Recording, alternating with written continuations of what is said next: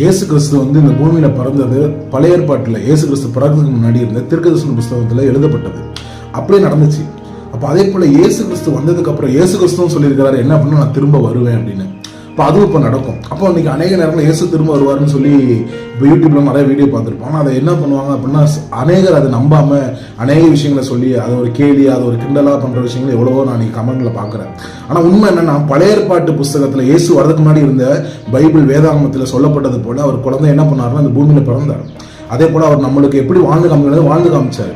அது நடந்தது, முடிந்தது. அதே போல இப்பவும் அவர் வந்ததுக்கு அப்புறம் என்ன சொன்னாருன்னா, நான் திரும்ப வருவேன் அப்படிங்கிறாரு.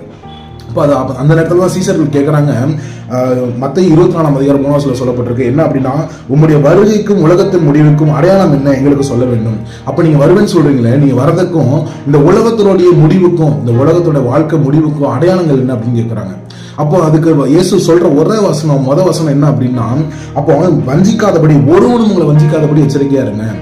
அப்போ இன்னைக்கு நம்ம நியூஸ்ல கூட அநேகர் நம்ம பார்த்துருக்கோம். என்ன அப்படின்னா, இயேசு கிறிஸ்து வராருன்னு சொல்லி இன்னைக்கு அநேகரை வஞ்சித்து ஒரு ஊழியர்களா இருப்பாங்க. அநேகர் என்ன பண்ணிட்டாங்கன்னா, இன்னைக்கு நான் கடைசியாக ஒரு மாசத்துல இந்த டைம்ல நம்ம நியூஸ்ல பார்த்துருப்போம்.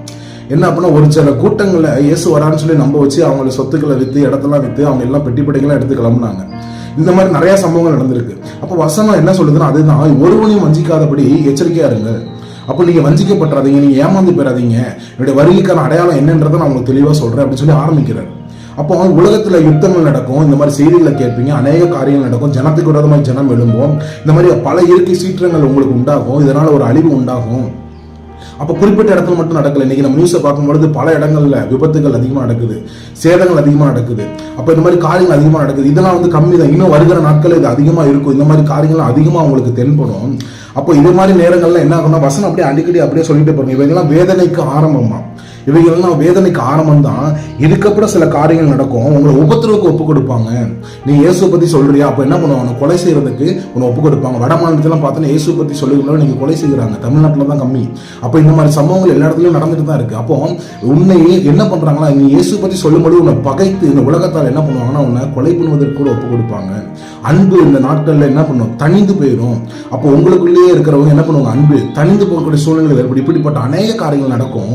இப்படிலாம் நடக்கும்போது பூலோகம் எங்கும் சுவிசேஷனுடைய வார்த்தை எங்கும் அறிவிக்கப்பட்ட பின்பு முடிவு வரும்.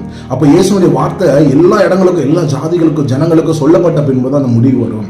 அப்போ வேதத்துல சொல்லப்பட்டது தான் இயேசு கிறிஸ்து பூமியில மனிதனை பிறந்தார். அதே போலதான் சொல்லப்பட்டது தான் இயேசு கிறிஸ்து திரும்ப வர போறாரு. அப்ப அதுக்கு நம்ம ஆயத்தம் உள்ளவர்களா இருக்கிறோமா, சிந்தித்து பாருங்க. அப்போ இயேசுவை பற்றி அறியாத ஜனங்கள் இதை கேட்கும் பொழுது இதை பற்றி ஒரு விழிப்பு இல்லாம இருந்தீங்கன்னா, தேவன் எங்களுக்கு உங்களோட பேசுறதை வைத்து தேவனிடத்துல இயேசப்பா எனக்கு அந்த கிருபையை தாங்க கேட்கும் பொழுது அவர் நிச்சயமா நம்மளுக்கு தருவார்.